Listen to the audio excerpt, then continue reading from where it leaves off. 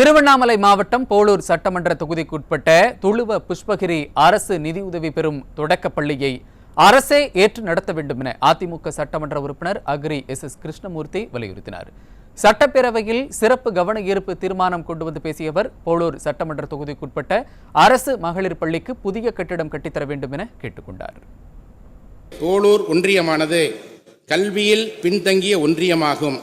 இப்பள்ளி கடந்த 40 ஆண்டுகளாக நிர்வாகி இல்லாத நிலையில் இப்பள்ளிக்கு எந்தவிதமான வசதிகளும் நிர்வாகத்தால் ஏற்படுத்தப்படாத நிலையில் ஊர் பொதுமக்களின் பங்களிப்புடன் தனியாக புதிய கட்டிடத்தில் பள்ளி செயல்பட்டு வருவதால் நேரடி மானியத்தில் செயல்பட்டு வருவதை கருத்தில் கொண்டு அரசாணை எண் 2010 கல்வி அறிவியல் மற்றும் தொழில்நுட்பத் துறையினால் 19/10/1983 படியும் மற்றும் அரசாணை எண் 85 பள்ளி கல்வித்துறை நாள் 15/4/2008 படியும் சிறப்பு நிகழ்வாக திருவண்ணாமலை கல்வி மாவட்டம் போளூர் சட்டமன்ற தொகுதி போளூர் ஊராட்சி ஒன்றியம் துளுவ புஷ்பகிரி அரசு நிதியுதவி பெறும் தொடக்க பள்ளியினை அரசு பள்ளியாக ஈர்த்து கொள்ளப்பட வேண்டும் என வலியுறுத்தி அமர்கிறேன்.